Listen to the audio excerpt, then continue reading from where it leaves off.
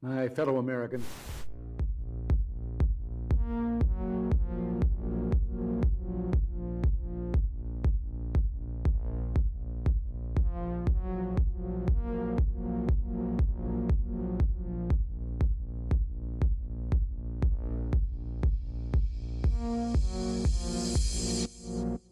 You might be wondering, why in the world is there a 30-minute countdown before the show starts? Well, we actually start live every day at 4 p.m. Eastern Time, so this whole 30-minute countdown is a chance for YouTube and Rumble to send out their alerts and notifications, so we encourage you to gather up and hang out with everyone in the chat room. So every day at 4 p.m. Eastern Time is when we do this show live. You can join us for the countdown if you like, or just set your clock and reminder that at 4 p.m. Eastern is when we go live. You can also make sure you subscribe and turn on that bell notification, so hopefully you will get a notification.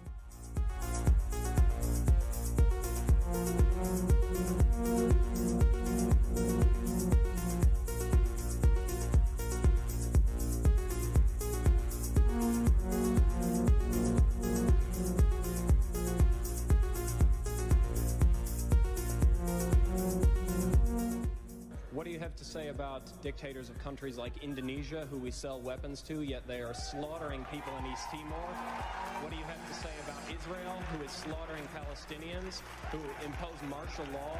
What do you have to say about that? Those are our allies. Why do we sell weapons to these countries? Why do we support them? Why do we bomb Iraq when it commits similar problems?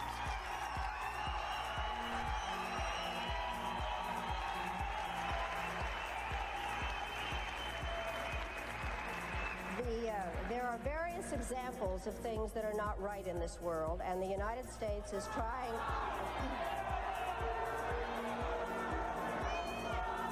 I really am surprised that people feel that it is necessary to defend the rights of Saddam Hussein, when what we ought to be thinking about is how to make sure that he does not use weapons of mass destruction. I'd like to... Who are shouting, just a moment. I'm not defending them in the least. What I am saying is that there needs to be consistent application of U.S. foreign policy. We cannot support people who are committing the same violations because they are political allies. That is not acceptable. We cannot violate UN resolutions when it is convenient to us. You're not answering my question, Madam Albright.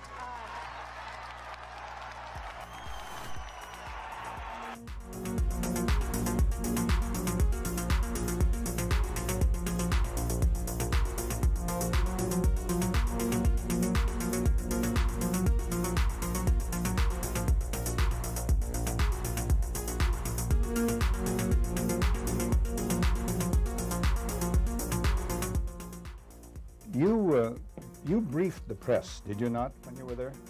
Well, I had several jobs. One of my jobs was that of analyst. I also was an interrogator and indeed briefed the press when we, the CIA, wanted to circulate disinformation on a particular issue. Disinformation is not necessarily a lie. It may be a half-truth.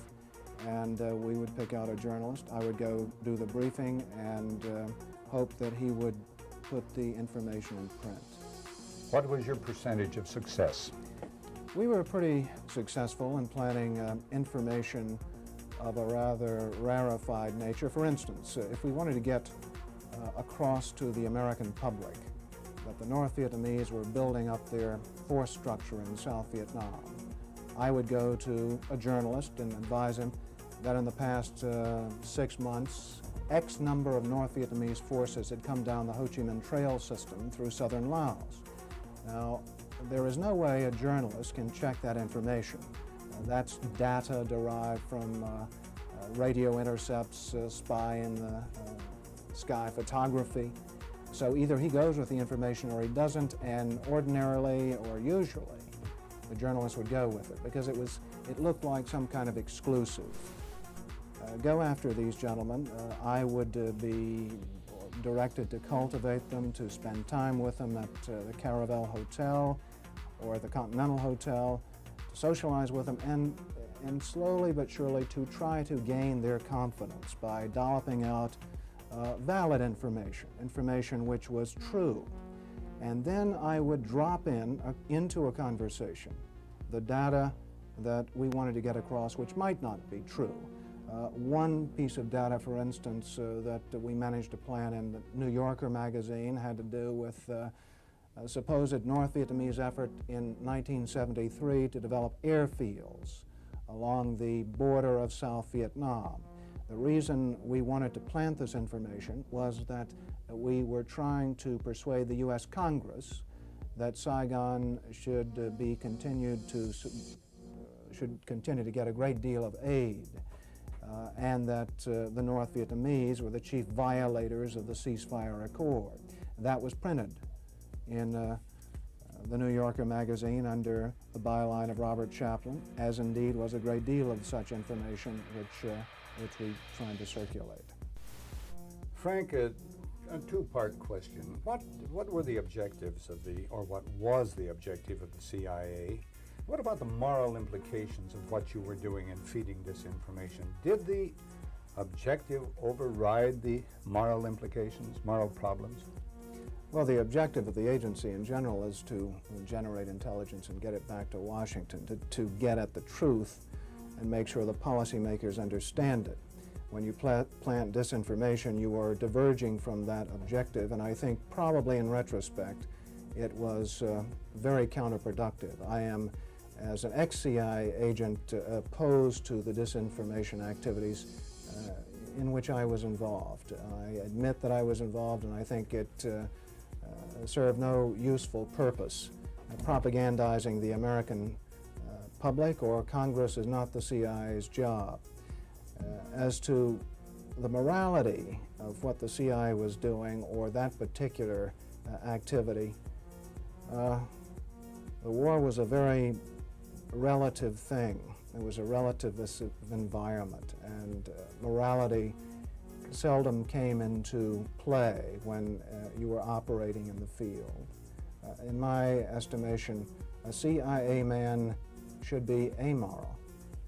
That may sound pretty shocking to somebody, but what if my morality were that of a Nazi or agent, if you will?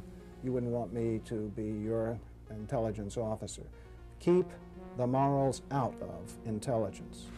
Keep the truth in, and stay away from disinformation.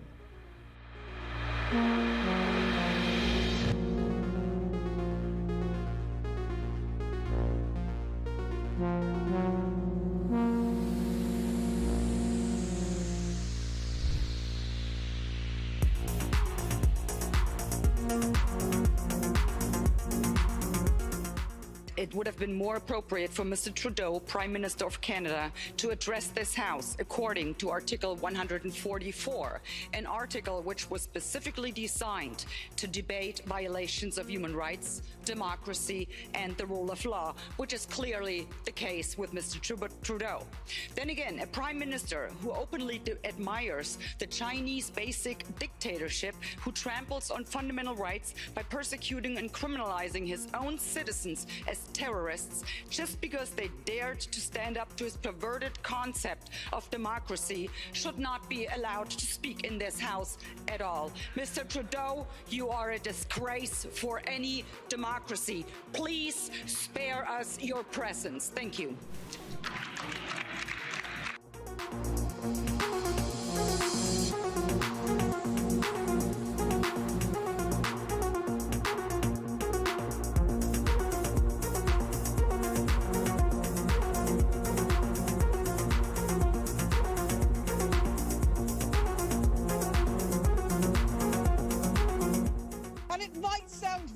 Colleagues, but the answer to war is not more war, it's peace. And peace isn't delivered by the barrel of a gun, it's delivered by diplomacy, by dialogue. You can wish away your continent's history, but we share a continent with Russia. We will sit down with Russia.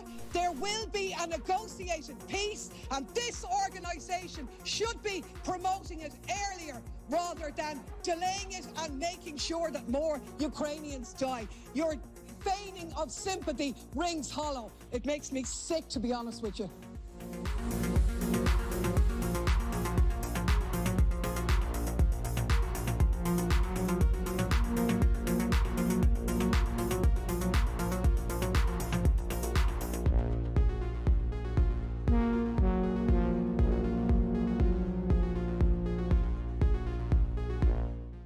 we become involved when disinformation poses a threat to the security of our country. It is when there's a connectivity to a threat to our country. It could be a threat, a connectivity to violence. And what this working group does, is precisely what I would think you would want it to do, which is to take a look at the work, the disinformation work that our department has done and ask the following questions. Do we have policies? Do we have guardrails? Do we have standards? But here's the problem. We can't even agree. We can't even agree what disinformation is. You can't even agree that it was disinformation, that the Russians fed information to the Steele dossiers. You can't agree to that. How are we ever going to come to an agreement on what is disinformation so you can police it on social media? Senator, I have 2 points, if I may finish. Number one, that what this office, what this working group does, because it's not an office, what this working group does is ensure that there are guardrails, definitions, standards to make sure that the free speech rights, the civil rights, civil liberties, and privacy rights of individuals. So do you think COVID disinformation threatens our national security? And number two, if I may, Senator, and number two, is it your proposition that when the cartels spread disinformation with respect to our immigration policies to try to lure vulnerable migrants to our border illegally? I think you've got no idea what disinformation is, and I don't think the government's capable of it. Do you know who the greatest propagator of disinformation in the history of the world is? The U.S. government. Are you familiar with McNamara, the Pentagon Papers? Are you familiar with George W. Bush and the weapons of mass destruction? Are you familiar with Iran-Contra? I mean, think of all the debates and disputes we've had over the last 50 years in our country. We work them out by debating them. We don't work them out by the government being the arbiter. I don't want you guardrails. I want you to have nothing to do with speech. You think we can't determine, speech by traffickers is disinformation? You think the American people are so stupid they need you to tell them what the truth is? You can't even admit what the truth is with the Steele dossier. I don't trust government to figure out what the truth is. Government is largely disseminating disinformation.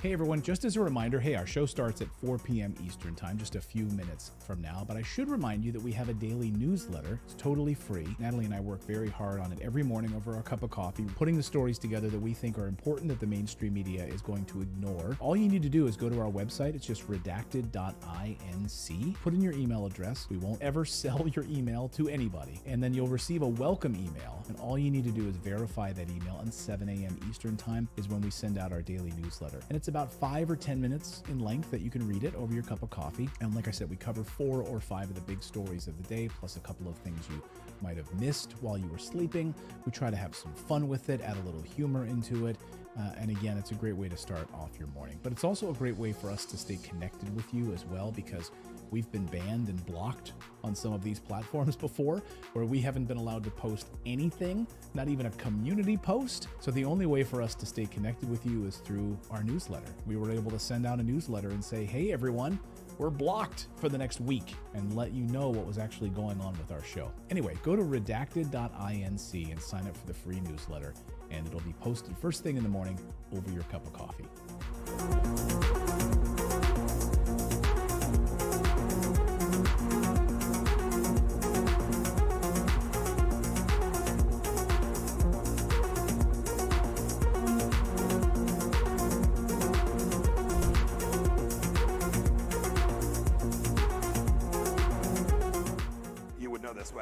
This is a bit of an aside, but in terms of how you think about problem sets, when I was a cadet, what's the cadet motto at West Point? You will not lie, cheat, or steal, or tolerate those who do. I was the CI director. We lied, we cheated, we stole. It was like we had entire We had entire training courses.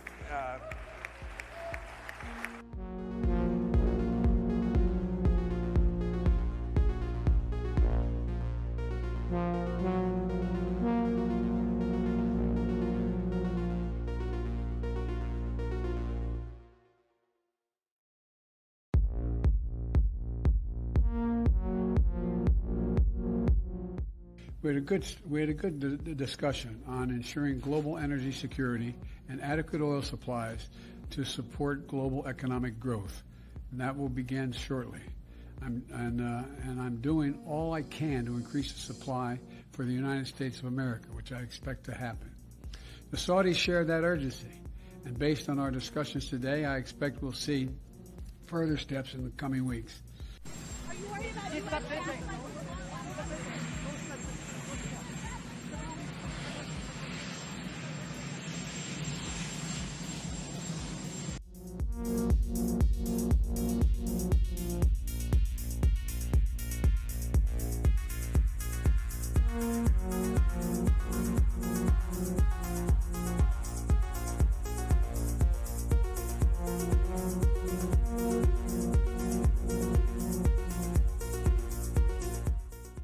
One of the hopeful things that I've discovered is that nearly every war that has started in the past 50 years has been a result of media lies.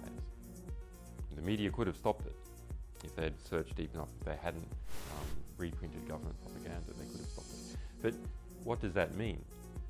Well, that means basically populations don't like wars. And populations have to be fooled into wars. Populations don't willingly and with open eyes go into a war. So if we have a good media environment, then we'll also have a peaceful environment.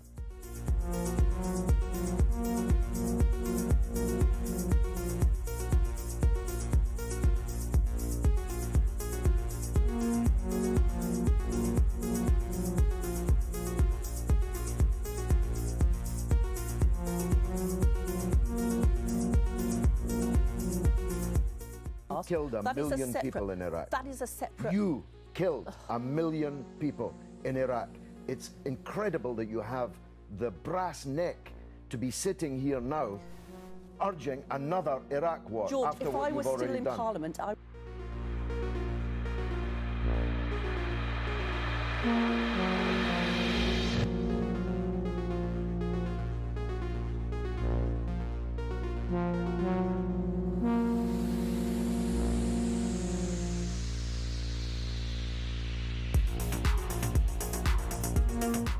There can be no doubt that Saddam Hussein has biological weapons and the capability to rapidly produce more, many more.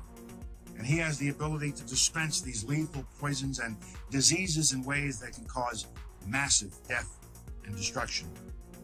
If biological weapons seem too terrible to contemplate, chemical weapons are equally chilling. UNMOVIC already laid out much of this, and it is documented for all of us to read in UNSCOM's 1999 report on the subject. If we consider just one category of missing weaponry, 6,500 bombs from the Iran-Iraq war, UNMOVIC says the amount of chemical agent in them would be on the order of 1,000 tons. These quantities of chemical weapons are now unaccounted for. Dr. Blick says, quipped that, quote, mustard gas is not marmalade. You are supposed to know what you did with it. We believe Saddam Hussein knows what he did with it, and he has not come clean to the international community. We have evidence these weapons existed. What we don't have is evidence from Iraq that they have been destroyed or where they are. That is what we are still waiting for.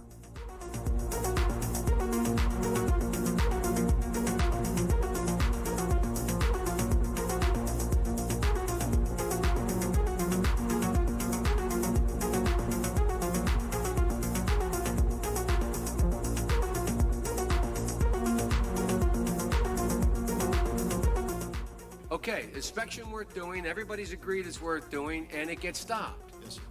At that moment, we're an automatic pilot as far as you're concerned. Period. No ifs, ands, or buts. Now, I respect that. But now, it seems to me the Secretary of State might have a slightly different problem.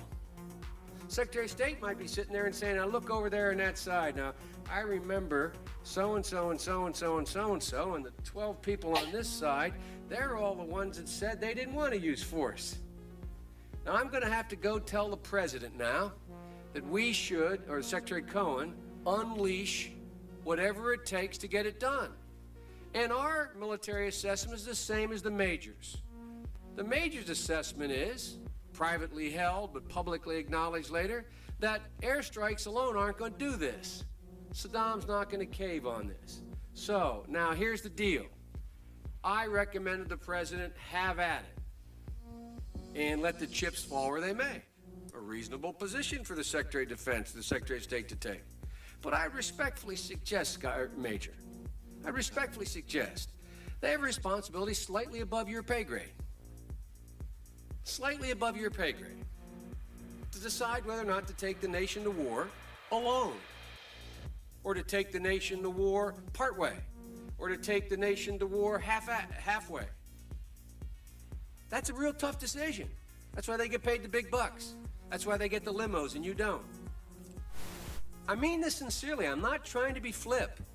Because I think, and that's why I said at the outset, the reason why I'm glad you did what you did, we should come to our milk. We should make a decision. But in terms of whether the Secretary of State has no more to consider than you do as the arms inspector, you didn't get in, didn't get my job done, get me in. Period. You made the deal, right? That's the deal. A deal's a deal. Get me in. Scott Ritter, I'm ready to go. It's not how it works. Now, maybe it should work that way. But wouldn't you acknowledge that if you were President of the United States or the Secretary of State, you'd sit there and say, now, okay, old Scotty boy didn't get in. We said he should get in. We want him to get in. It's important that he does get in. They're not going to let him in, so what are we going to do now? We know that France and Russia aren't going to be with us. We're quite confident China's not. We've already run those traps. They're not there. We're not sure where the United States Senate is, but have at it, boys. Go get them. And by the way, Scott and the boys say air power's not enough. I think it's a legitimate debate, Major. I think it's a legitimate debate. But I don't think we should be putting it in the context of you have somebody up there at state saying, look, how can we weasel out of this agreement? We want to let this guy out there hanging. We're not this. It's a very practical political decision. Same kind of decision General Powell made. Same kind of decision President Bush made. Every president, every Secretary of State has to do it. Like I said, they get paid more than you. Their job's a hell of a lot more complicated than yours. They may have made the wrong decision, and you brought it to light. We should address it. We should say straight up where we are, and we should do it. And for that, I thank you. But it's above your pay grade.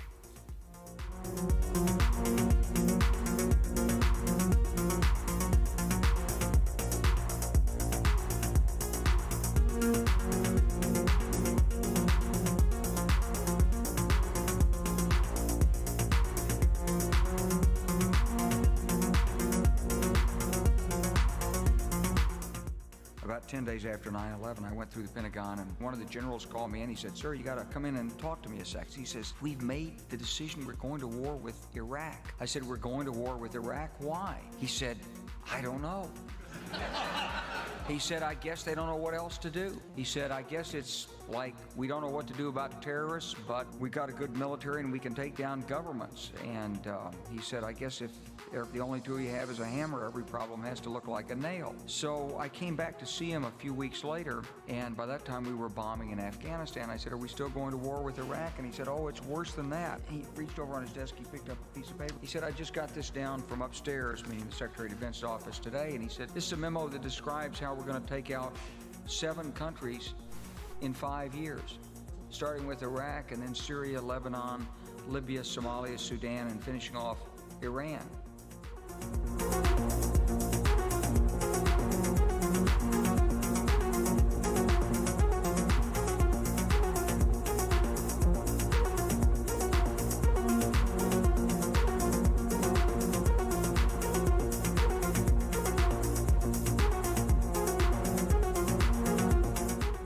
Hey everyone, Clayton here. The show is going to start at 4 p.m. Eastern Time. I should remind you that we have a VIP community. It's our Redacted Rebel VIP community. Now, this show is totally free, what you're watching right now, right? You can subscribe here on YouTube and Rumble, totally free. But if you'd like to support independent journalism, we are run by you. Without you guys, we wouldn't be able to do this show. We wouldn't be able to hire the team that we have. We wouldn't be able to afford the servers that we have. We wouldn't be able to afford the reporters that we have, the team that we have. So you can support us by going to redacted.inc, and on the right side of your screen, you'll see a VIP community button. Just click that, and for the price of a cup of coffee once a month, you can support us. We put out exclusive content, early interviews that no one else will see, live streams just for our VIP Rebel community. So again, it's totally free to watch this show. But if you do want to support independent journalism, we would really appreciate it. Come on over to redacted.inc, click on that community button, and decide if you want to sign up or not. It's totally up to you. We thank you. And meanwhile, the show will start in just a few moments at 4 p.m. Eastern Time.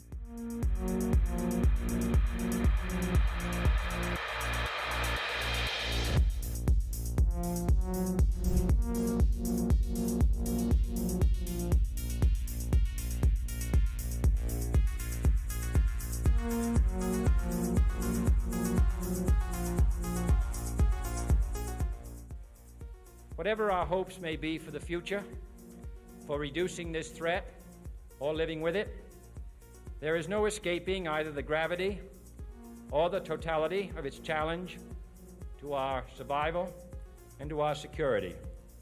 A challenge that confronts us in unaccustomed ways in every sphere of human activity.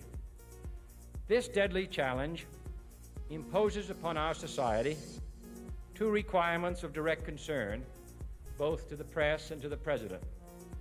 Two requirements that may seem almost contradictory in tone, but which must be reconciled and fulfilled if we are to meet this national peril.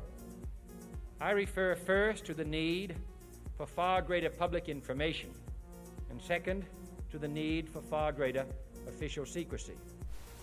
The very word secrecy is repugnant in a free and open society, and we are, as a people, inherently and historically opposed to secret societies, to secret oaths, and to secret proceedings. We decided long ago that the dangers of excessive and unwarranted concealment of pertinent facts far outweighed the dangers which are cited to justify it. Even today, there is little value in opposing the threat of a closed society by imitating its arbitrary restrictions. Even today, there is little value in ensuring the survival of our nation if our traditions do not survive with it. And there is very grave danger that an announced need for increased security will be seized upon by those anxious to expand its meaning to the very limits of official censorship and concealment. That I do not intend to permit to the extent that it's in my control. And no official of my administration, whether his rank is high or low, civilian or military, should interpret my words here tonight as an excuse to censor the news, to stifle dissent, to cover up our mistakes, or to withhold from the press and the public the facts they deserve to know.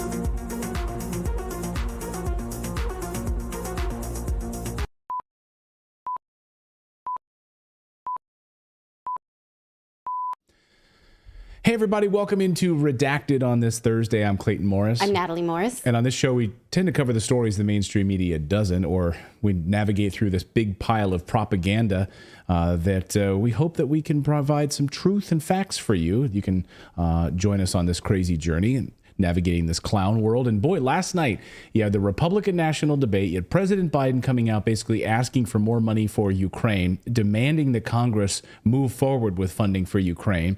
And it was amazing to watch all of the media sort of neocon talking heads fall in line with this idea that Putin is coming for you. Putin is coming to invade Europe. He's coming for you in America. This seems to be the new talking point from neocons and the White House today. So we're going to dive into, is Putin coming for you, in just a moment. Plus, do globalists benefit if you drink a lot and give away your power and are controllable?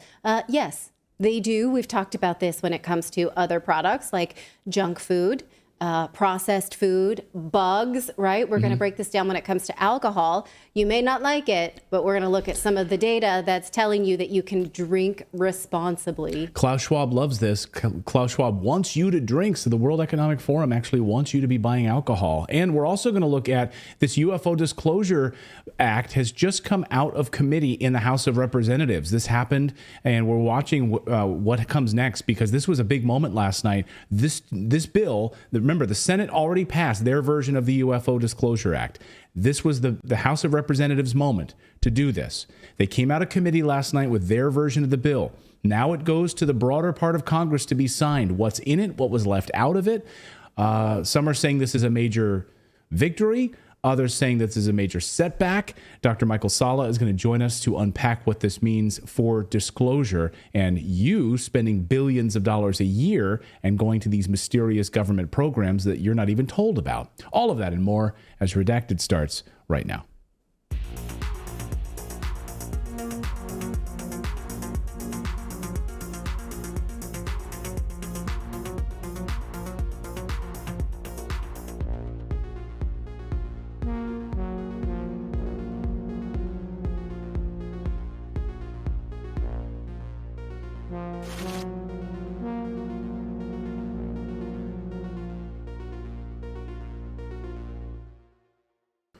Hey, everybody. Welcome into the big show on this Thursday. I hope you guys are having a good Thursday. Let us know where you're joining us from around the world. Drop us a comment here on YouTube or Rumble or on X. We're streaming live on all of those platforms. So good to see you guys. Just let us know where you're joining us from here. And be sure to subscribe, by the way, because our show is free. We don't charge you a penny for it.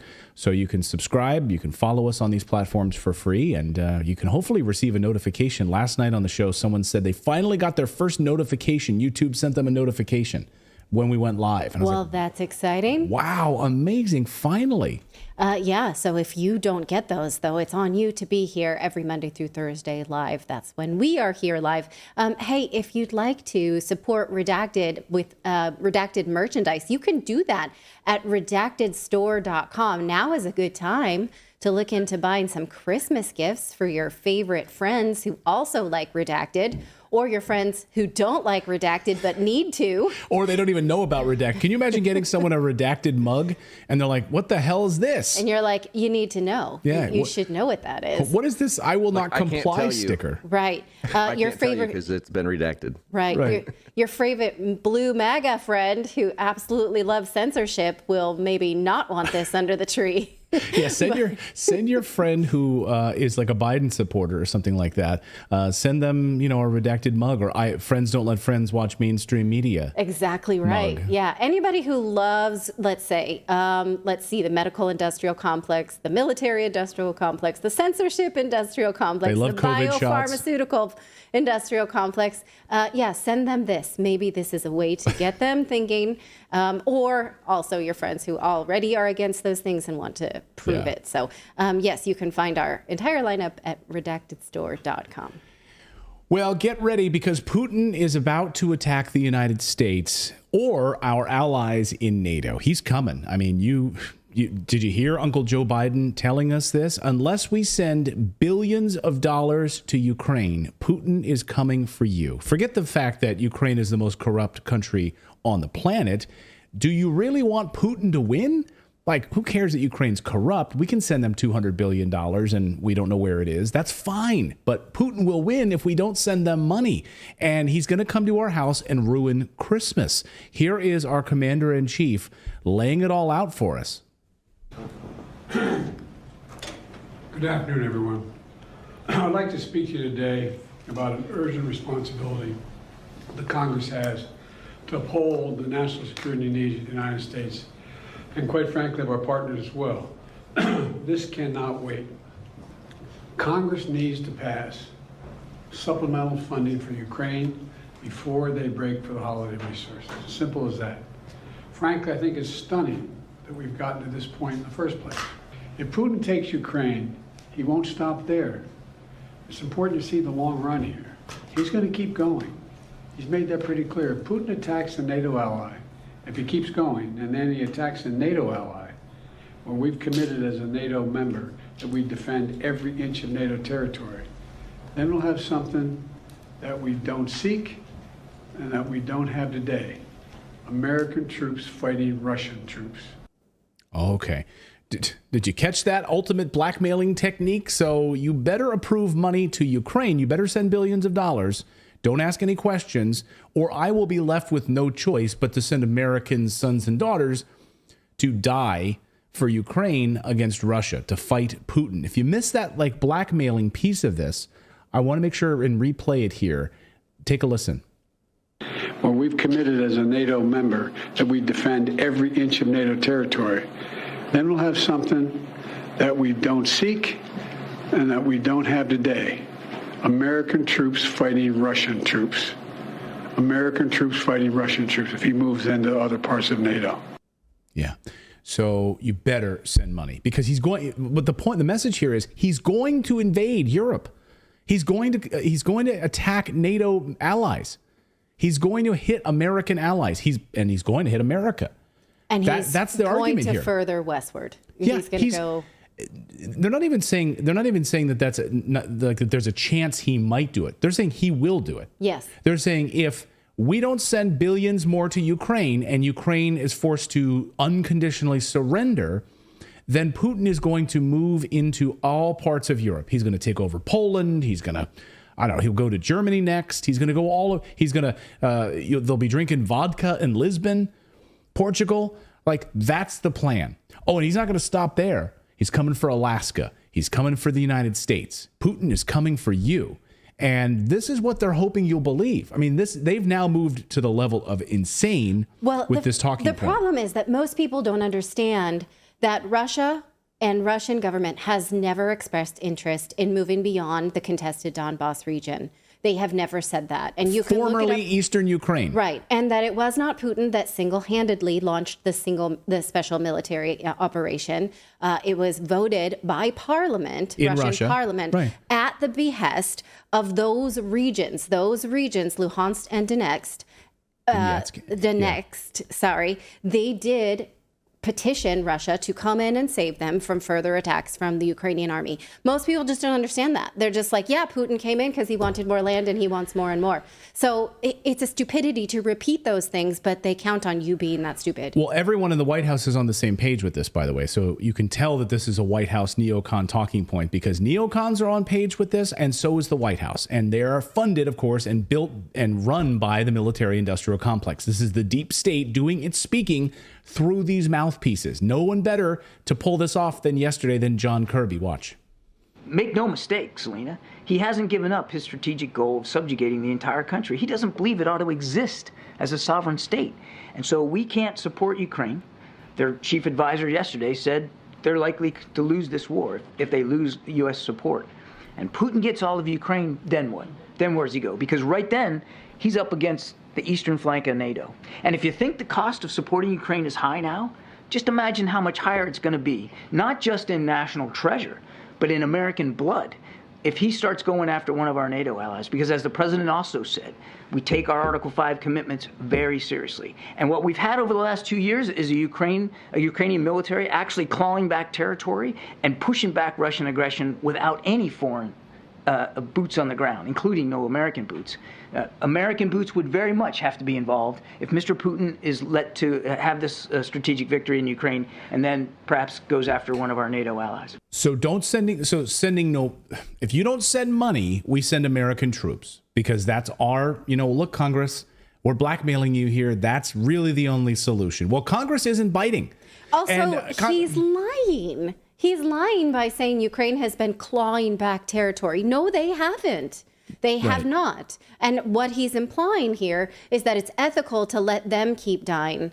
But if we have to send our own bodies, then that's a warning. But otherwise, we should be A-okay with them dying on behalf of what we want. Yeah, they haven't clawed back anything. And the area around Kiev that was given back was part of an agreement for peace.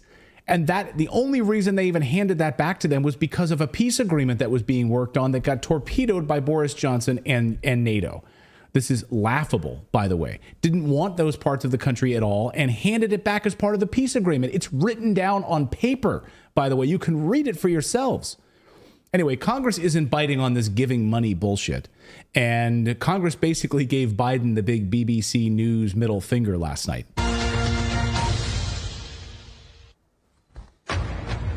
Live from London, this is BBC News. That is going to be used over and over now here on Redacted. We're going to call it the BBC News middle finger. So suddenly what's that? I was just going to say, did you see Biden's tweet last night about the Congress and the blackmail? No. It says Republicans in Congress are threatening to cut off support for Ukraine. So they're threatening to cut off support unless they pass their partisan border policies for the United States. Says it's political blackmail, pure and simple, which means he's pissed off that the Republicans are blocking money to Ukraine in order to get money for our border. Exactly. So he wants to secure Ukraine border, but not our own.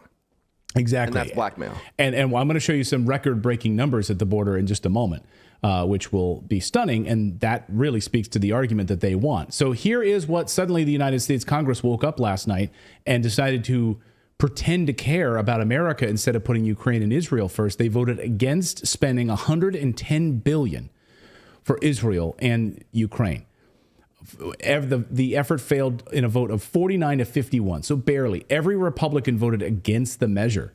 And even Bernie Sanders voted no, specifically because he was more focused on Israel. But nevertheless, specifically, they wanted to make sure that Ukraine is not getting $111 billion.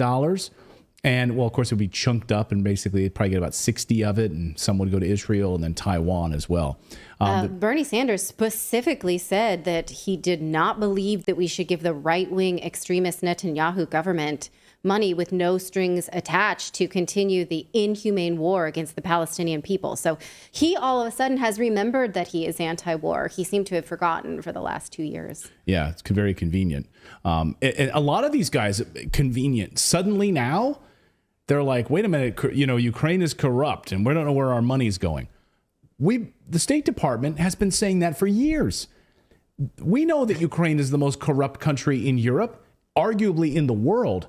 And you knew this all along. The United States government has classified them as such. This is not a mystery. Rand Paul has been out there since the very beginning saying that we shouldn't be sending money to them. So suddenly this is a mystery. Suddenly they're having a crisis of conscience here, like Representative Perry.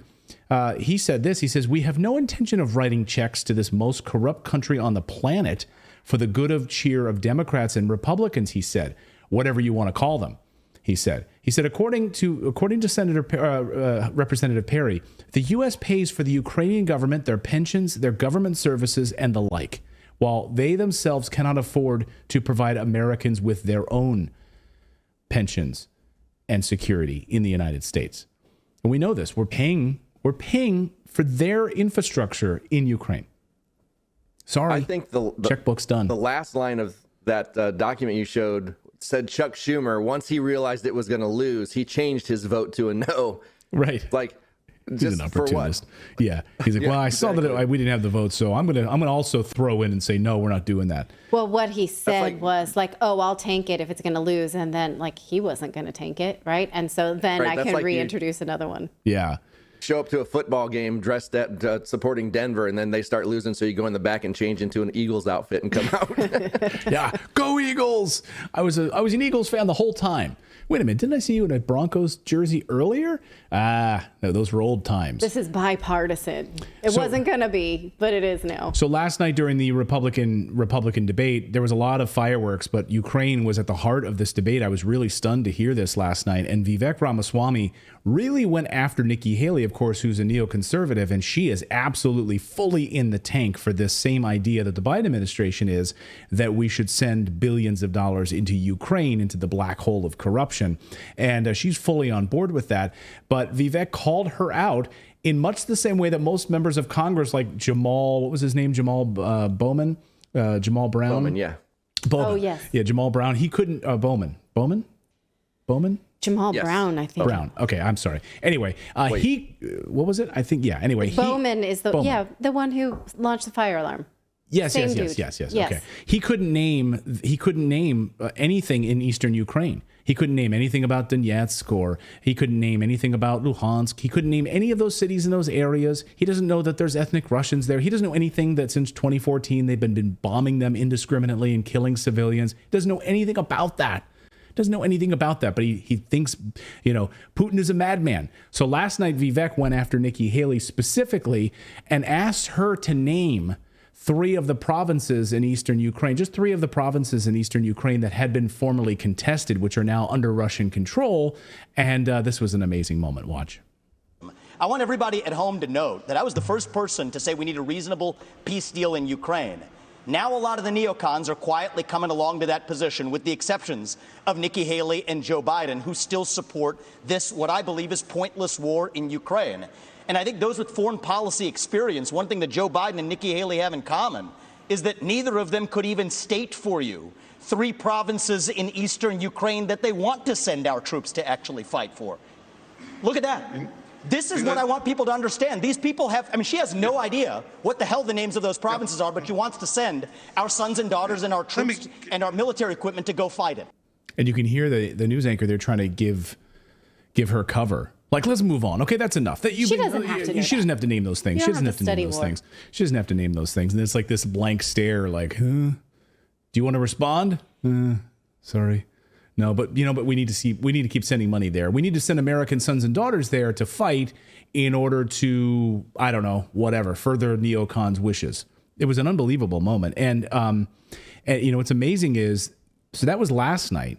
Then this morning, just a short time ago, this morning on Fox and Friends, they had Vivek on again for like a town hall kind of diner thing this morning. And they blasted the heck out of him this morning. And so they had like some sort of a satellite issue. Like they had him up, they were about to interview him, and then they lost the satellite. And then you can hear one of the Fox News hosts like blasting Vivek. And then they're like, oh, do we have him back? Okay, we've got him back. Well, now I'll just blast him right to his face and say that your policy on not sending billions to Ukraine is naive and ridiculous. Do you want Putin to win? This was an amazing moment. Watch this. But the problem, I just like to know when this policy is just ridiculous on Russia and Ukraine. He says, tell Russia basically they can have Ukraine if they promise not to have an alliance with China. I mean, if there's... can we hear us now?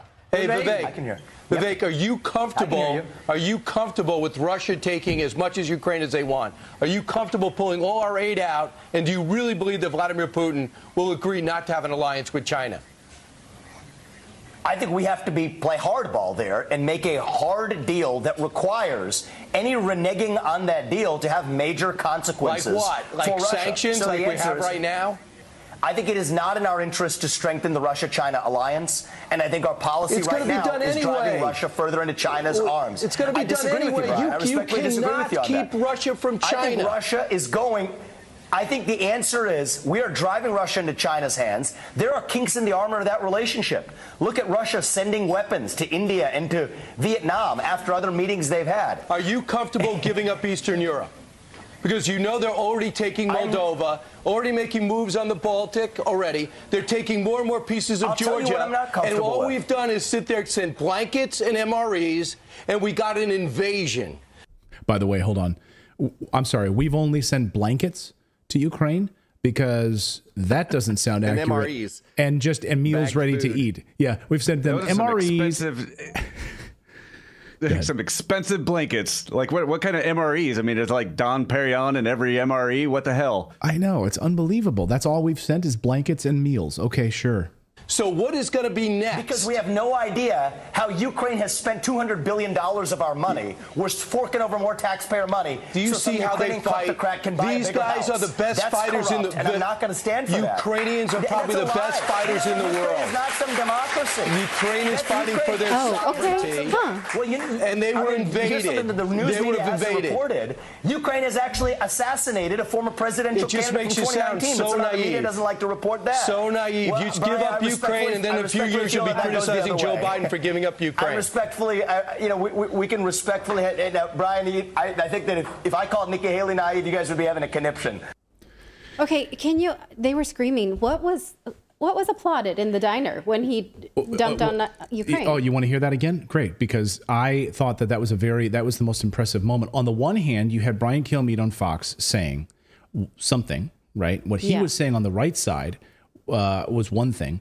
And then what Vivek on the left side was of your screen was saying, got a huge applause line at the diner there about not sending $200 billion into the most corrupt country in the world, and we can't account for it. And we have thousands of people crossing our southern border in the United States, and why shouldn't we be protecting that? So anyway, and those American diners knew that, and Brian Kilmeade did not. God help me. I know. Yes. I mean, literally, all the diners are like applauding, and then it was like an echo chamber. It was so fascinating to watch. On one side, it's like an out of touch media, and national billions is spent on the media, and then on the left side, like someone who's among the people. It was just let's play it again so you can see it in there. These guys are the best fighters in the. And I'm not going to stand for that. Ukrainians are probably the best fighters in the world. It's not some democracy. Yeah, so wait. Let me just. I can't. Wait. He literally said Ukrainians are the best fighters in the world. Yes. So on the right side of your screen, okay, on the left side you had Vivek saying, "I'm not going to send $800 billion so they can assassinate presidential candidates in Ukraine and send and buy luxury vehicles and luxury houses around the world and hundreds of billions of dollars." And on the right side of your screen on Fox, saying that Ukrainians are the best fighters in the world. How does the American military feel about that? Right? The Ukrainians are the best fighters in the world. It was a. Can we play that again? And they can't get any territory back from Russia. Yeah, let's play that again. These guys are the best fighters in the. And I'm not going to stand for that. Ukrainians are probably the best fighters in the world. It's not some democracy. Yeah. What is he studying? I don't know, but I mean, look. The State Department notes.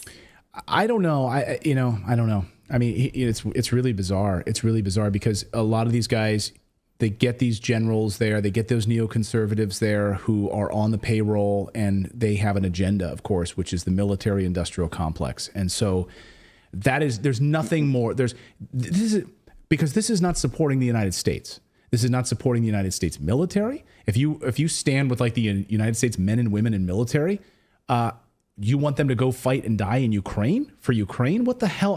How does that protect us or help us in any way? It is absolutely ignorant and naive to think that that helps us in any way. In the same way that idea that the war on terror helps the United States in any way, it doesn't. It makes us less secure and less safe. And that is verifiable. All you need to do is pick up a book and understand that.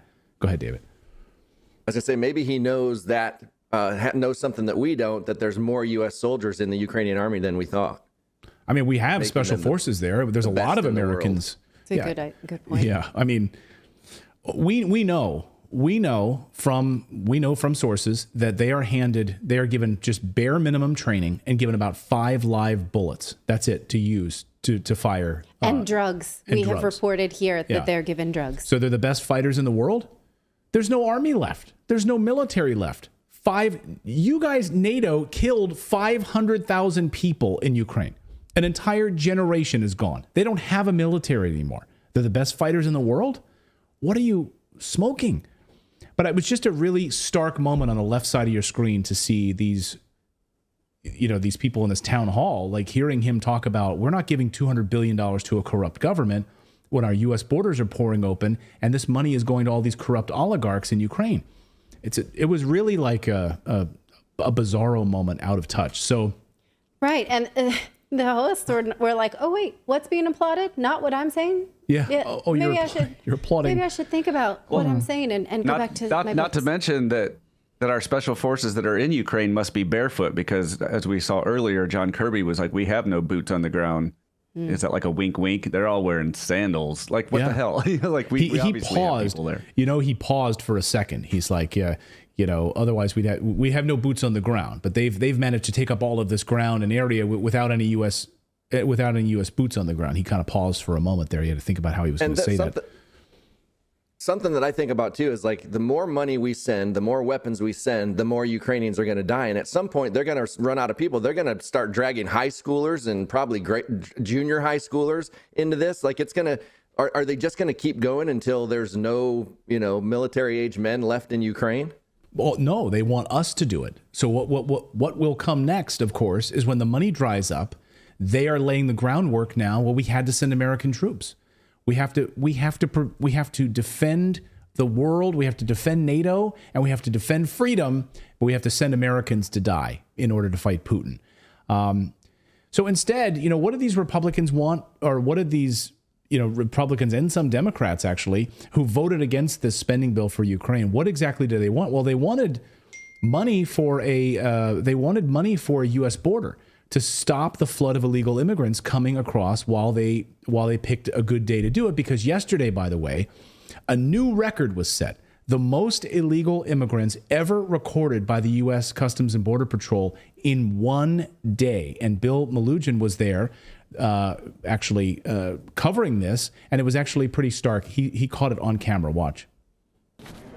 No, it's not stopping, Dana. The numbers are actually getting even worse. Multiple CBP sources telling me this morning in the last 24 hours, Border Patrol alone has made more than 10,000 apprehensions of illegal immigrants. That does not even include CBP ports of entry. And you can see the situation here in Lukeville behind us. We got well over 800 people waiting in line here after they crossed illegally overnight, waiting to be apprehended by Border Patrol. Once again, it's like deja vu from yesterday. You can see these guys are coming in from all over the world. A lot of African men, mostly single adult men here. Some of them were setting campfires overnight in the cold, camping out here, waiting to get taken into custody by Border Patrol. But CBP sources telling me in the last 24 hours in this Tucson, Arizona sector, there were almost 2,900 apprehensions, and the Border Patrol facilities out here are currently running 200% of their capacity. That is why there are so many people out here waiting to be taken into custody by Border Patrol. Now, Arizona has a Democrat governor. Her name is Katie Hobbs. She has not yet sent any state resources down here. No Arizona troopers, no Arizona National Guard. So all men, all military age, by the way, coming across the border and given thousands of dollars by the United States government, given UBI, Universal Basic Income, given, a lot of them, they give cell phones, and they're released. And there you go. Planed off to luxury hotels in New York and California. And yeah. So they're considered like pro-Putin now in Congress if they want to stop that. You're pro-Putin if you want to stop the U.S. southern border invasion. Like that's the message coming from neocons. That's the message coming from the Biden White House. Bill Malugin followed up those numbers, by the way, with a tweet per the CBP resources here. There were more than 12,000 migrant encounters at that southern border yesterday. The single highest total day ever recorded. 10,200 Border Patrol apprehensions or illegal immigrants, amongst the highest daily totals ever for the Border Patrol. That's your U.S. southern border. So let us know in the comments below, what do you think? Do we need to send Americans to die in Ukraine or billions to Ukraine in order to stop Putin from invading the United States of America or Europe? Because apparently that's what's coming next. He's going to invade Europe. All right, well, we have more news to get to. We're going to talk about how globalists want you to be drunk and powerless and rent your life and eat bugs and all of that stuff. But we're going to specifically look at the alcohol piece. That may be more uncomfortable for some because I know a lot of you are like, no one's taking my meat. No one's taking my whatever, my right? Beer. Okay, but we're going to talk about where you hand your power when you get drunk. So that's going to be fun. I'm not drunk. Are you? Not yet. Okay, so we're going to do it. It might be uncomfortable, but come on, let's take a look at the data. We're also going to look at this hearing out of the UK where Parliament has woken up to the fact that medicalization of the body for gender ideology hurts young people and young gay people specifically. There's a new hero in town, and I want you to see her because she's amazing. She's a badass bitch. Yeah, is what she is. Plus, we're going to talk about the new UFO Disclosure Act and whether or not it's a step forward or a step back. But first, we want to tell you about our friends over at Indeed, because we're driven by the search for better. But when it comes to hiring, the best way to search for a candidate isn't to search at all. Don't search, match with Indeed. If you need to hire, you need Indeed, because Indeed will match your needs with a candidate instead of just launch a wide search and have you comb through the wrong people. According to Indeed, millions of global monthly visitors are matched and they help you find a candidate fast. So ditch the busy work. Use Indeed for scheduling, screening, and messaging so you can connect with candidates faster. And Indeed doesn't just help you hire faster. 93% of employers agree Indeed delivers the highest quality matches compared to other job sites, according to an Indeed recent survey. You can leverage over 140 million qualifications and preferences every day. Indeed's matching engine is constantly learning from your preferences, so the more you use it, the better it gets. Just in the minute we've been talking, 23 hires were made on Indeed, according to Indeed worldwide data. So when you're hiring, it feels amazing to finally close out a job search. But what if you just get rid of the search and just match? So use our link right here on the screen, Indeed.com/redacted. You'll join over 3 million businesses using Indeed to hire great talent fast. Again, use our code Indeed.com/redacted so that they know that you appreciate them supporting us and you're supporting them. Again, with Indeed, your search is over. Just meet your match with Indeed at Indeed.com/redacted. All right, so why do globalist elites want you to drink alcohol? Simple answer, because it keeps you drunk and stupid and numb, and they can control you. Is that why the push to get you drinking more seems so insidious these days? Now, I just want to challenge you to see how much rhetoric around alcohol normalization you see this holiday season alone.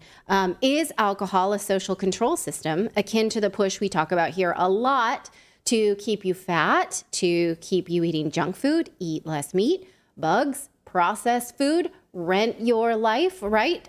Consider this. Why would the WEF, the World Economic Forum, ask Saudi Arabia to start selling alcohol? If you've ever traveled in any Middle Eastern countries, you know that alcohol is banned in Muslim countries. The WEF had hoped that maybe Saudi Arabia would lift these rules when they build out their NEOM, the 10-minute city that is currently in construction. They said, no, we're not going to do that. Good for them. The audacity. Klaus Schwab and his merry band of globalists. It's like, you know what? We have managed to control the rest of the Western world. We would love for you to start really introducing alcohol and other substances here so that we can take some broader control of these people. Can Right. you please do this? Maybe they think, this 10-minute wall city, we've shown you images of it before. They think that the line, nobody's going to want to live there if they have to live sober in there, or they might actually live in a way sober that we don't want them to live. I don't know. You think about the intention there. Last year, Western interests once again tried to get alcohol into the Middle East with the World Cup. Again, alcohol is not allowed in Qatar. They came this close to succeeding, but then at the last minute, the Qatari government said, actually, we can't do it. We're not comfortable with it. And there was a lot of what Western media, like CNN, all these guys were like kind of pushing back on it too. It was interesting to see they're just sticks in the mud. Why aren't they like the West? Why aren't they selling alcohol? And everyone's getting drunk with, Yeah, they said, hey, you can buy this Bud Zero all you want, because Budweiser was one of the official sponsors. Yeah. You can buy it all day, every day. Zero alcohol in the Bud Zero. Right. I don't know how that did for sales. I didn't take my time to look up how much Bud Zero they sold. But, it's interesting that governments are doing the bidding of alcohol companies. Why would they do that? Here's one more shocking example. Last year in Japan, the government launched a campaign literally asking people to drink more. They found that so many people gave up alcohol during the pandemic that it hurt the alcohol business. And so they funded what was called Sake Viva, a national campaign to drink. They literally said they're doing that to revive the alcohol industry so that they had more revenue to tax. So why would government leaders push so hard for alcohol? Is it because they love us and they know that we love alcohol? By that rationale, wouldn't they do that for meat? People really like meat, right? Yeah, no, they want to take that away. So by what rationale do they do this? Could it be along the same lines of population control? I just want to ask you this question. It's a rhetorical question. Well, it's also the normalization too of, allowing people to start really smoking as much marijuana as they want, right? Yes. And the legalization of marijuana, which keeps the population dumb as hell. Alcohol has a much higher fatality rate than marijuana and a much higher addiction rate. And it is one of the leading causes of preventable death and divorce and in this country. So alcohol's danger rate is way beyond marijuana and cocaine, actually, and a lot of other addictive drugs. So again, could it be along the same lines of population? Did you know, I just want to present you this. Did you know that the term drink responsibly, you see that's flashed along these ads for alcohol, was created by the alcohol lobby in the 1960s? Why would they do that? Is it, again, because they really care about you out of the goodness of their heart? No, it's because that phrase sells you a lie. The lie being that alcohol can be responsibly consumed and that a little bit doesn't hurt you. That's not true. There's never been any research. So it's a good cover for them to be able to if you can drink, just drink responsibly. Right. Given that we know that alcohol is worse for you than cocaine, that it's more addictive than cocaine, that it causes more family disruption than cocaine, that it kills more people and is one of the leading causes of preventable death. Can we then say, shoot up responsibly? Right. It would be the same. Don't get them started because that's coming next. Shoot up. Well, I mean, a lot of the liberal cities across the country have already done this anyway. You're handing out syringes to people, so they have walking zombies in San Francisco and Philadelphia and Tenderloin District in San Francisco. They're providing everything for them. Yes. And up in Portland, right near where you guys are, up in Washington State area, you guys see it all the time too, don't you? Mm-hmm. Yeah, but they're also reconsidering that ban. They actually just had a delegation from Portugal in Portland not too long ago because they're trying to figure out how Portugal's pulling it off and here it's not, and so they're looking at maybe making it a Class A misdemeanor so that they can actually charge. So they're undecriminalizing it or looking into it anyway. Well, I can tell you how Portugal is pulling it off, and they are not, because Portugal did not legalize drugs. They stopped prosecuting drugs as a criminal offense. That does not mean you can. And if you are caught with drugs, they put you in an actual rehabilitation program for work, and you have to show that you're clean.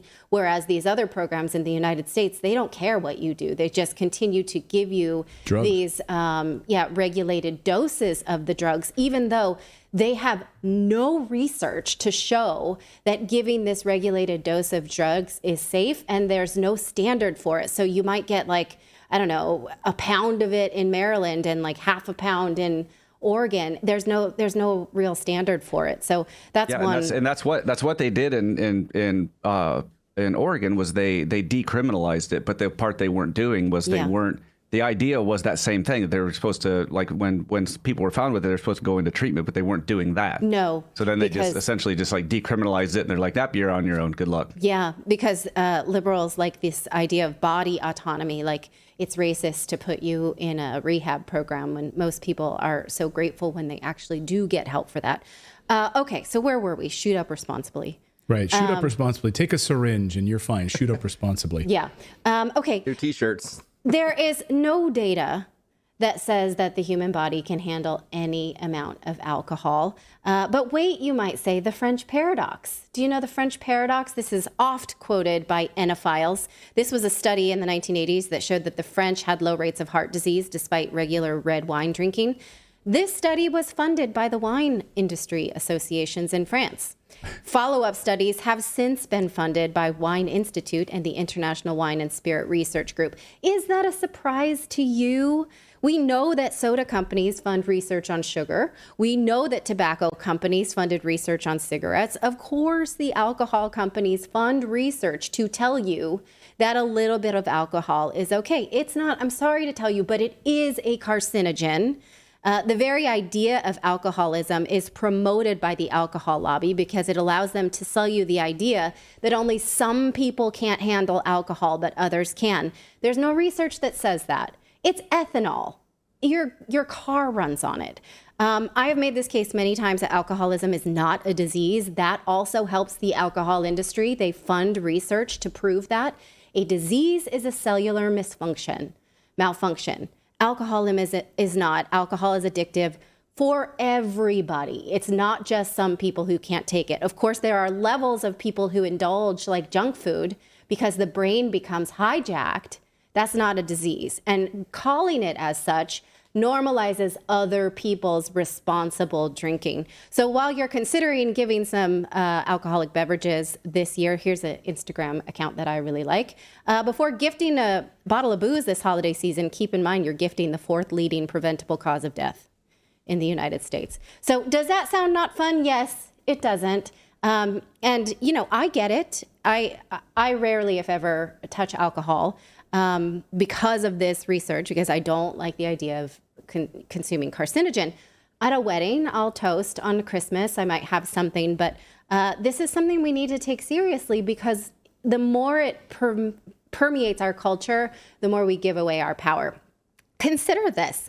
The Guardian published research just this week showing that the average glass of wine is 577% larger than a glass of wine was in the 1700s. That is a generous pour. One glass now is almost 450 milliliters. That's a swimming pool. That is a lot, it right? Follows the same line as like Coca-Cola and Pepsi cups. It's a big gulp. Yes, it's a wine big gulp. You're right. It's a super size. Now, consider when you're looking at that popular wines now have an alcohol by volume percentage that's also higher than ever before. In the 60s, the average beverage had about 9% ABV.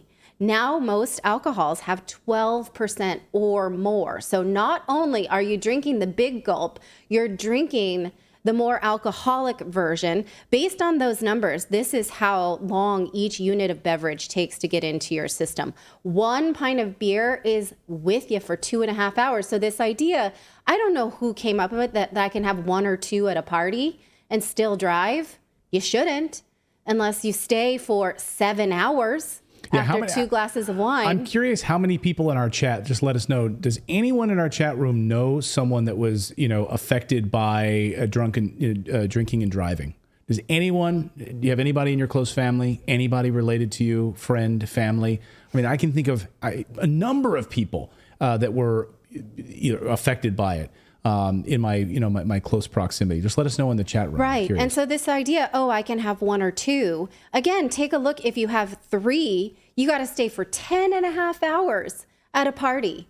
If you want to, and you shouldn't, because then you're that person who's drunk and won't leave. They're like, why is Dave still here? Right. Well, he had 1 drink and he's trying to sober up. And I just want to also make this point. As for sleep, alcohol disrupts your REM cycle. And it stays in your body for 3 days. So if you drink even every other day, you are never going to get a full REM cycle of sleep and therefore never fully regenerate. If you haven't tried it in a long time, sober sleep is amazing.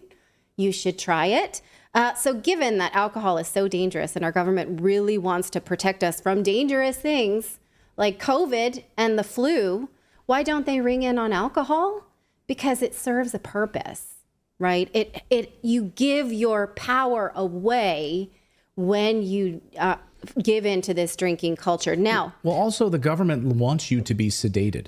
Yes. They want you on SSRIs. They want you on alcohol, the legalization of marijuana. They want you to go to work all day. They want you to work 2-3 jobs. They want you to come home. They want you to drink and fall asleep. They want you to feel like crap. They want you to be a sedated. Yeah. focus on football teams and other distractions so that they can pass bills and give themselves more money. Yeah, they can make billions of dollars and go into Ukraine and not tell you what's going on. And you just, as long as you're drunk, they're happy. Gladiator. It's the modern day gladiator Coliseum. Right. Yeah. Now, am I speaking for prohibition? I'm not. Or turning America into the same rules as a Muslim country? Clearly, I don't think that's the solution right now. And it wouldn't work. Prohibition failed. Yes, true. It never works. Right. But when they say, like, these are the real risks of our society, misinformation or that kind of thing, you don't really see anything like any community strikes or misinformation out there about alcohol. Like, they're not really trying to protect you from things that are dangerous, or else this would be on the table. And in fact, these not so subtle messages that we need alcohol just to deal with everyday life start as young as 0 years old. Take a look at this. This is the kind of stuff that is advertised to me. Mommy drinks because I cry. Or this, mama needs wine. This is the kind of stuff I see on Etsy or whatever. Stuff pop-ups on Instagram. This message that I cannot cope with life unless I have this help. I need to numb myself. I need anesthesia. It's just, a thought I wanted to leave you with, not to ruin your holiday, but to realize that this is one of many ways that we can be giving away our power to globalists as we just, make ourselves not strong. I like that Paul Saladino, he likes to say that drinking is borrowing tomorrow's happiness, because you feel like doo-doo, and then you're going to feel like doo-doo tomorrow, right? And so something to think about. Well, I think the big story here is we know it's awful for you, right? We've all known that. The advertising tries to teach you that it's not, and that you should just do it responsibly so that they can make billions of dollars. But it's, why is the World Economic Forum encouraging countries to sell alcohol and have its population drinking alcohol? I mean, right, their mission purports to lift up humanity, right, in all of these different ways, right? Yeah. And we know what their mission is. We know what they want is absolute control. Yeah. And if they're promoting alcohol, that should tell you everything you need to know about this mission, right? They want these Muslim countries, they want Qatar, they want Saudi Arabia to start selling alcohol, and it's invasive. And I think, people just need to pay attention to it. I think it's very, very interesting. It's how these elites have managed to control the populace for thousands of years. And the thing that kills me is how pervasive it is in the culture right now. And even in like mom chats and things like that, it's like, oh, I need a drink. Oh, I can't handle this unless I have, And I started to just notice that, how much it's a part of a conversation around anyone who's an adult. And just started to reject it and not say those words anymore. Like, I can't handle this. I need this too, right? And if I choose to have a drink, it's not because I can't cope with something. It's because maybe there's something to celebrate. So just notice this holiday season, how, that's fine, but COVID or whatever. Yeah. Anyway. So, okay. Crazy. All right, we've got more news to get to here. We're going to talk about this gender debate in the UK. Plus, it also came up last night in the Republican national debate and got fiery. Megyn Kelly going after Chris Christie for some questions about, well, are you going to allow are you okay with parents just getting gender affirming surgeries, trans surgeries for kids? This got fiery last night. We'll show you that. Plus, we're going to look at UFO disclosures and the bill that's moving its way through Congress right now. And finally, we got a big movement out of the committee last night. What was in, what was out? We'll dive deeply into that. But first, do you guys want to make 5.1% interest on money that's sitting in a savings account? Well, that's what our friends at Moomoo have just rolled out. Not only is Moomoo our favorite trading platform where you can trade stocks and bonds and ETFs and all of that, and they give you all sorts of free stuff, bells and whistles that you would normally pay for, right, with other companies. No, they give it to you all for free, and you get 16 free stocks when you sign up. But now they've just rolled out their new 5.1% API. That is their new cash swap account. And it gives you interest on that cash that's sitting in your account. 5.1% annualized return. Think about that. I mean, real estate's, going crazy right now. Stock market's up and down, unpredictable. And yet if you have a savings account, normally you make like 0.01% in a crappy savings account with your local bank. Here, you get 5.1%. That's right. And it's protected federally by the FDIC insurance up to $1 million. which is really nice. So if you're like, oh, is this like a normal savings? Would my money be protected? Yes, they have FDIC insurance up to $1 million. So for advanced investors, if you got idle funds in your account, it's not going to stagnate. You can still earn high interest rate of 5.1% every day when you find some different attractive stocks that you'd like to invest in. For instance, my account right now, I have cash sitting there ready to invest, but I'm just waiting right now for the Fed's comments next week. I want to see what Jerome Powell has to say next week. And there might be one or two stocks that I end up investing in. Well, guess what? It's sitting there in cash right now. So why shouldn't it be earning 5.1%? And then next week after Jerome Powell speaks and we hear that interest rates are going to be slashed or coming down next year, then I'm going to deploy that money and make some investments. But in the meantime, it's making really nice interest. So you should check it out. Go to, you can open a free account right now, but you have to use our link to get the 16 free stocks. Go to redacted.inc/Mumu. That's MOOMOO. Redacted.inc/Mumu. And you can download it on your iPhone, your Android device, your Mac, or PC. They're fantastic, and they're longtime supporters of what we do here. So thanks to Mumu for your support of Redacted.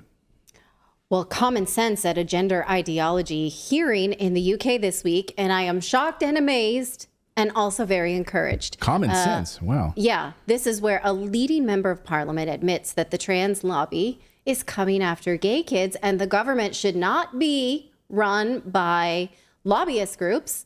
And further, they should rely on scientific research. What? What is this crazy talk?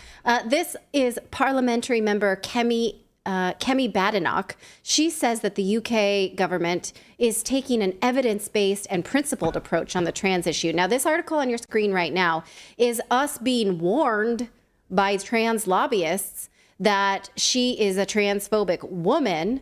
This was from last year. They said that she was transphobic because she refused to pass legislation that would ban conversion therapy, which we're going to talk about in a second.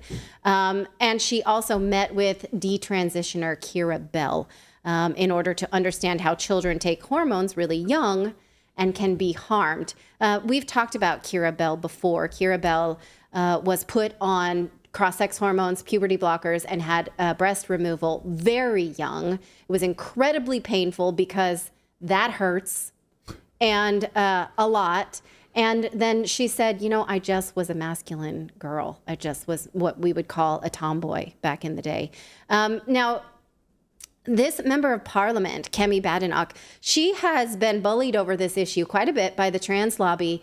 She, DGAF, if you know what I mean, doesn't give a flying fart. She just keeps coming at it from an evidence-based approach. And watch how she was received. Here she is addressing that meeting with Keira Bell. In May 2021, against official advice, I will stress that officials said you should not have this meeting. I met a young lady called Keira Bell. She was a lesbian. Who told me the horrific experience that she had in the Tavistock clinic. It was an eye-opening experience. I know that the member for Kirkcaldy and Cowdenbeath talked about transing away the gay in his speech in Westminster Hall debate. We are seeing, I would say, almost an epidemic of young gay children being told that they are trans and being put on a medical pathway for irreversible decisions, and they are regretting it. That is what I'm doing for young LGBT children. I am making sure that young people do not find themselves sterilized because they are being exploited by people who do not understand what these issues are. And I am saying this on the advice of clinicians. I'm saying this on the advice of academics. There are clinicians from the Tavistock who have been whistleblowing, talking about what these issues are. The honourable man tells me that he is traumatized. We are traumatized by what is happening to young children, and we are not going to run away from this issue any longer. So that man who was guffawing, like, no, you're traumatizing me by these words, telling me that a lesbian was hurt, was Member of Parliament Chris Bryant. And I mean, he just was so entitled to say, no, you're wrong about this. Nope, I'm not hearing it. And she's saying, yeah, you're going to keep hearing it because we can't be hurting kids. Now, about conversion therapy, she has rejected laws that would call anybody not affirming someone's gender ideology conversion therapy. So that is, we're talking in so many double negatives here that I just want to be clear. So if Clayton were to tell me I am a woman, and I would say, no, you're not, you are a biological man, you're the father of my children, and I'm gonna, let's go talk to people to prove to you that you're a man, he would say, you're trying to do conversion therapy. That's how this is used right now, is that by not accepting my ideology, you're trying to convert me to what I am not. What they're using is old therapy of trying to convert a gay person straight. Clearly, it's not the same thing, right? And so what trans activists want is to say that not affirming gender ideology is conversion. She rejects that, and she thinks that it's unsafe to actually legislate that way. And here she is addressing that. The Right Honourable gentleman asked a question about conversion practices. Can I just give a little bit more clarity about what it is we are doing? This is a longer answer than normal, but I know that this is a matter of deep interest across this House, so I would like to address my thinking fully. A commitment was given to publish a draft conversion practices bill for pre-legislative scrutiny. I am determined to meet this promise, as I know is the Minister for Equalities.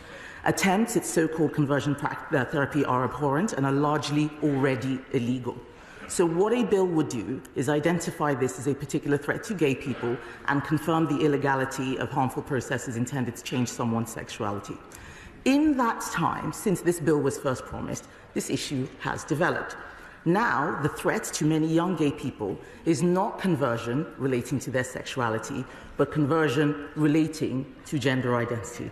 Girls like Kira Bell, who were rushed onto puberty blockers by the NHS and had a double mastectomy, now regret the irreversible damage done to them. I believe that this is a new form of conversion therapy. Respected clinicians, like those who left Tavistock, have made clear they are fearful of giving honest clinical advice to a child, because if they do not automatically affirm and medicalize a child's new gender, they will be labeled transphobic. So whatever bill we do needs to address many of those issues, and that is why we are going to publish a draft bill. Okay, so you guys, she is reclaiming the term conversion therapy. She's saying it's not conversion therapy to not accept someone's gender ideology. It's conversion therapy to push gender ideology on somebody. So if someone comes to you and they're a lesbian or an effeminate boy who will become a homosexual, and you say, you're not an effeminate boy who will become a homosexual, you are actually a woman, you're a trans woman, and we're going to convert your body into something it will never. And she's saying that's conversion therapy, and they're going to hate her for it, but I applaud it, because that is exactly what you're doing, is converting what would otherwise be a totally gay, healthy gay person. And so this switcheroo is making people's heads spin, but she's done her homework. Further, she rejects this rhetoric saying that no child is born in, that a child is born in the wrong body. Watch. I thank my right honourable friend for her question, and I certainly support any effort to clarify the law, and we should start from first principles. No child is born in the wrong body, and no child should be put on a pathway towards irreversible medical transition. Yes, and further, she says she will not be bullied by Stonewall, which is a much discredited charity that is known to push kids right into medicalization of their bodies with any, they show any form of, like, a boy picks up a pink bat. That's it. Put him on the old penis chopper. Now, here's where she says Stonewall doesn't run this country. And one of the issues that we have is that a lot of people do not understand the law where it comes to self-identification. We are providing clarity there. We have engaged with numerous LGBT groups, but the fact of the matter is that many of them support self-ID. That is not this government's policy. Stonewall does not decide the law in this country. Whatever it is that people want to campaign on, we will listen and we will hear. But we have been very clear about this. We have been very clear about this. And this is something that we are not budging on, and we are updating the law in accordance with government policy, and we will continue to do so. All right. So she wants evidence-based, and she wants to decide based on democracy, not based on lobbyists. So That is shocking. And she said that. And so I want to applaud her saying that. She deserves a round of applause from the you heard all those community. Yeah. You heard all those people going, here, here. I like that. Here, Right. here, here. Now, meanwhile, in the United States, I just want to turn quickly to the Republican debates that happened last night, because that is also an issue that is up for grabs in Republican politics, at least, about parental rights and all of that.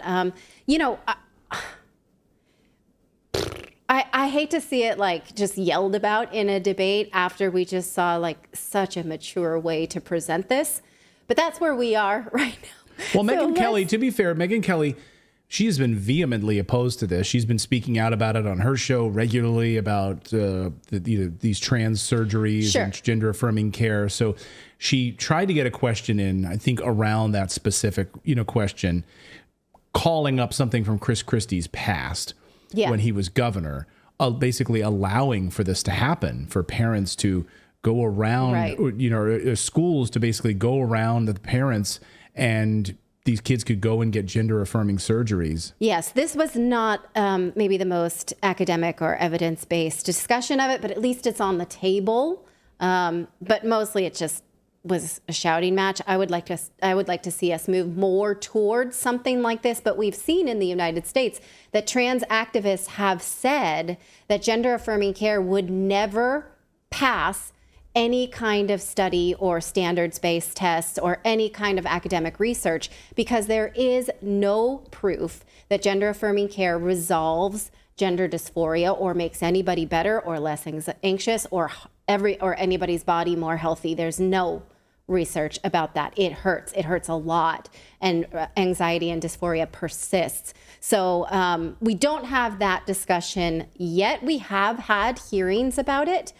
We showed you some in the United States yesterday. But here's how it played out, at least on a debate stage. It's a bit wilder.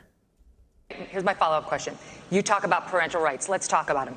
When you were governor in 2017, you signed a law that required new guidelines for schools dealing with transgender students. Those guidelines required schools to accept a child's preferred gender identity, even if the minor's parents objected. Not true. And it said that there is no duty for schools to notify parents if their son or daughter changes their gender identity, allowing this serious issue to remain a secret between the school and a child. How is any of that pro-parental rights? By the way, that's simply not true. You're doing what you accuse me of, Chris, and it's absolutely true. That's simply not true.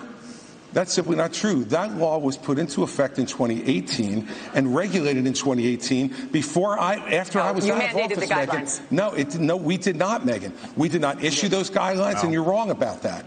Simply wrong. I have stood up each and every time. So I think if this is one issue that's disqualifying, it's this one. I stood up every single time for parents to be able to make the decisions for their minor children. But parents... Every single time, parents should make those decisions. And by the way, you know what? Every once in a while, parents are going to make decisions that we disagree with. But the minute you start to take those rights away from parents, you don't know that slippery slope, what rights are going to be taken away next, and what's going to be focused on you. As a parent, you do not have the right to abuse your kids. This is cutting off their genitals. This is mutilating these minors. These are irreversible procedures, and this is something that other countries in Europe, like Sweden, once they started doing it, they saw it did incalculable damage. They've shut it down. Yeah, exactly. So it's child abuse. Why do we have like child protective services then, right? We have laws in place to protect children. So you mean to say that you have nothing to do with parents, and if they abuse their children? Like, I don't want... He was talking to him, he was conflating different... Yeah, I give parents the right to choose the school they send their kids to. That's different from... forcing children to get some sort of a transgender surgery. I mean, that's ridiculous. Go ahead, David. Well, I was going to say, and now Child Protective Services will take your child if you don't mutilate them. In California, yes, especially. God.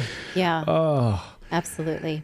All right. Well, let us know what you think of this. Like I said, I was riveted by this MP, and she got herself... Well, I already was following her on Twitter, so maybe you want to do the same. I'm not telling you, but Let us know what you think.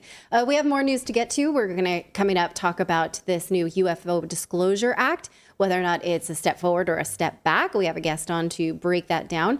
But first, we want to tell you about our friends over at Lear Capital, because it's no secret, if you're tuned in, you know that experts are predicting a recession heading our way, further layoffs, and the government is ready to print more money for whatever, further devaluing the U.S. dollar. While last year was terrible for most investors, 2023 could be even worse unless you were smart and invested in gold. You guys, have you seen gold rallying this week? Hit an all-time high. It is crazy town. And so I hope you've been listening when we've suggested that you look into investing in precious metals, because it's working out so far, let me tell you. Lear can help you get started purchasing gold or any precious metals, or converting part of your IRA or 401k into a gold and silver IRA.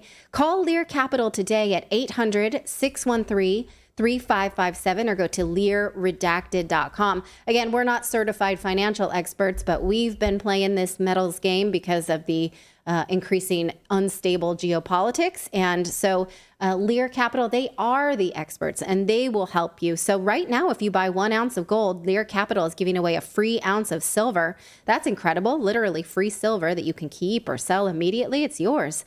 There are a lot of gold companies to choose from, and Lear Capital has over 25 years experience and thousands of 5-star reviews, and a risk-free guarantee that gives you 24 hours to review your purchase. So Lear Capital is a top choice when buying metals, especially gold and silver. So call them at 800-613-3557 or go to LearRedacted.com to get your free gold and silver guide. Again, go to LearRedacted.com or call 800-613-3557.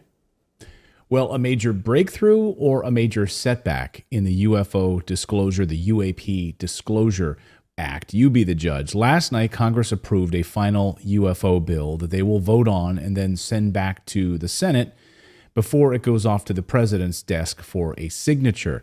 This is the UAP Disclosure Act, which has been bundled in as part of a defense spending bill. Some are calling it a major breakthrough. Some are saying it's a big setback. We should probably even change the name of it to something else because it's now really watered down.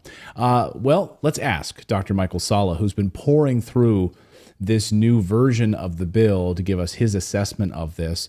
Dr. Salla, at the beginning of last year, I think we were really excited that while there are some rumblings that Congress is going to do something with a lot of teeth in it, they're going to hold a lot of these black book projects to account. They're going to shine a light on them. The American people should see how many billions of dollars are being spent on these off the books programs. We're going to be able to catalog these, and the president will have to be made aware of it. The American people will have to be made. It sounded like, wow, we were going to get a lot of something here. And then last night, I don't know. It doesn't look like it's going to be as strong. What is your take going through these documents? Well, it definitely is a disappointment for those that were wanting there to be a controlled disclosure of the whole UAP or UFO phenomenon, where all the records possessed by government agencies, corporations, would be made available to the American people at least 25 years after they were created, if not earlier than that. That the original provision, the original idea was to create a review board within the National Archives that would have subpoena power, that would report to the president, that would have 9 people that would be able to dig in to these records, whether they're in government agencies or whether they're in corporations, using the power of eminent domain, and to then eventually release that to the public. All that is gone in what has been passed. What has been passed is not a disclosure act insofar as UFOs are going to be revealed to the American or world public. It's really the creation of a UAP records collection in the National Archives, where all government agencies will be required to hand over whatever UAP records that they have to the National Archives, to the archivist, and any party that is getting funds from the Department of Defense or from the US government for any special access program that involves UAPs, that they can be denied funding if they do not disclose that to the relevant committee within the Senate or the House of Representatives. So in a way, that's not all that different to what already exists under the FOIA program and under required reporting mechanisms today. So I understand. Yeah. So it's just, okay, just another nice name for it, but it's really much of the same we already have today. Just going through some of what Curious Explorer had posted up and summarized nicely on Twitter or X, that it requires the Department of Defense to get a clean audit by 2028. Whatever that means. The Gillibrand Amendment prohibits funds from being used on any UFO program unless disclosed to congressional leadership and Intel and Armed Services Committee. I thought that part really stood out to me. So the Gillibrand Amendment seems to live on here. Is that significant? Well, on paper, it appears to be significant because it looks as though, well, any corporation, because that's really where these UAP programs exist today. I mean, they're the ones that are studying any retrieved craft, any non-human intelligence. These corporations are studying these, putting together programs for reverse engineering those. So those are the things that the public would really want to know about. But the Gillibrand Amendment appears to make it a requirement that they report this and if they don't report it, then they can lose funding. But the problem here is that they're going to be reporting it to the relevant committees in the House of Representatives or the Senate, typically the Intelligence Committee or the Armed Services Committee, and they can do that under a number of provisions for special access programs. Like they can, there's different types of special access programs. There's unacknowledged special access programs or waived unacknowledged special access programs.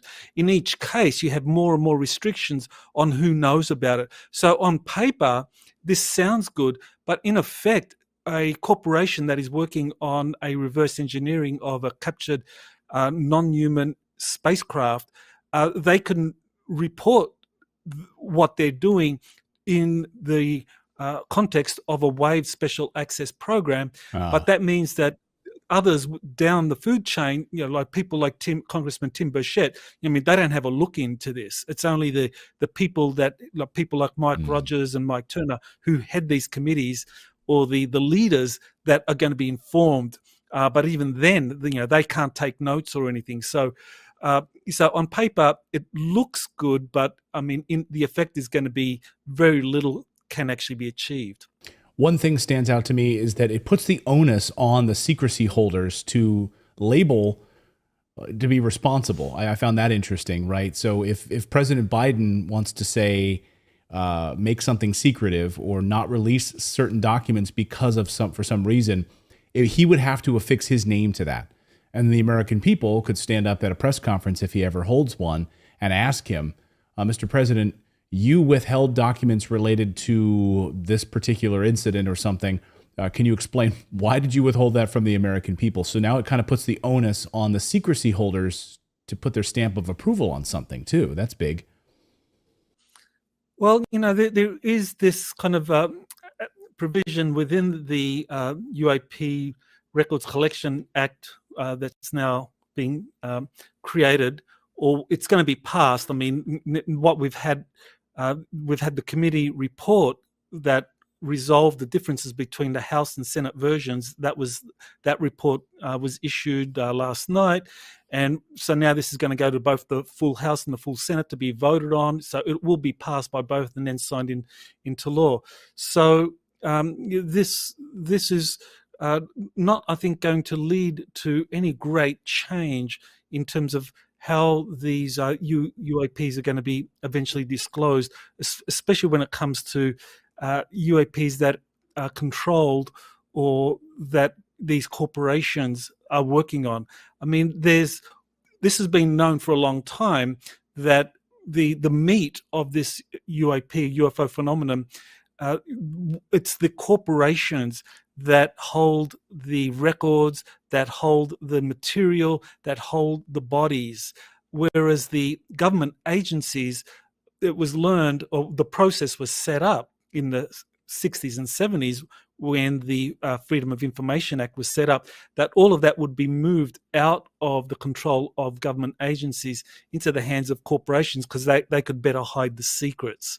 And so nothing within this act that's been passed is going to really change that. Unfortunate.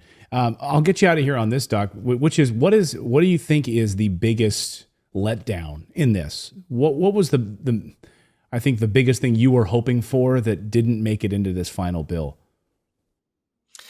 Well, the creation of this review board that would oversee a disclosure process whereby there would be this 9-man board that would consult with the president on how much and how quickly to release all of the UFO records, both from government agencies and what was prized from the hands of corporations that are unwilling to share this. Because, I mean, the bottom line here, Clayton, is that you look at a corporation like Lockheed Martin, Northrop Grumman, or Boeing.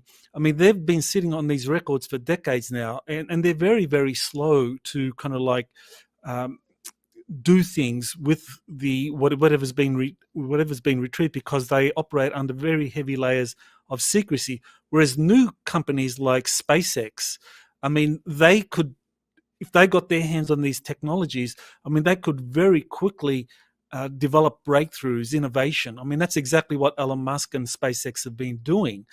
They've been making these other corporations look like dinosaurs in terms of returnable or reusable rocket propulsion systems. So they could do the same with these with the debris of UFOs that have been secretly studied in these corporations. But now that's not going to happen. So people like Elon Musk, who maybe are very curious about this UAP phenomenon and want to know, well, if there's any debris, can I have a look at it? Under this act that's been passed, I mean, he's not going to get a look into that. Or at best he can hope for is that there's going to be something in the National Archives in terms of records describing some of the sightings that have been made, but nothing in terms of what the corporations have in their possession. And that's I think the big loss here from the original version of the UAP Disclosure Act, that corporations previously under the power of eminent domain would have had to surrender the debris or the records that they had to this 9-person review board. But now that doesn't exist. Great summation of what's in and what's out of this. Dr. Michael Salla, thank you so much. We'll be watching now as this goes to the full Congress for a vote, and then what the final bill will be before it hits the president's desk. I'm sure there'll be a lot of glad handing and applause and clapping among these members of Congress, because we did get some pieces of this, but it is a massively watered down version of what I think you and I and a lot of the American people had hoped for. Certainly a lot of people in the UFO community had been hoping for. Dr. Salla, great to see you. Thanks, as always, for your insights. Thanks, Clayton. Thanks so much, Dr. Salla. And I think, at the heart of all of this is what Dr. Salla and others have been saying over the past 24 hours, that, well, Congress got a chance. They had a chance, and it looks like they probably blew it. And then what is next is catastrophic disclosure. Now, many of you might be saying, I actually saw a bunch of you in the chat saying this as well, the catastrophic disclosure is probably coming next. And you're right about that. Catastrophic disclosure would be, okay, we gave you the chance to do it. And so what we're going to do now is show you that we are here and this is real. And we're going to show up. There's going to be some massive amount of U.S. members of the military coming forward, or some sort of a giant craft that arrives. That there's some sort of massive, you cannot put this genie back in the bottle, catastrophic disclosure kind of a moment, that all of these military industrial complex, neocons, and all of these deep state people that don't want you to know about, that genie will be out of the bottle. They will not be able to put it back, and all of those people will be screwed. And I would love for that moment to happen. Anyway, I think it would be an amazing moment. It just pisses me off that that's probably the only way we will ever actually find out. It's going to have to be somebody just going, look, here it is. Fine. Finally. Here it is. Yeah. Finally. Yep. All of the people that are out there like, oh, it's a distraction. That's BS. It's fake, whatever. Fine. Just put it out there. So all of those people will finally say, like, holy shit, I was wrong. Like, okay, here it is. I think that's what we're heading towards. Let us know in the comments what you guys think. Is that what we're heading towards?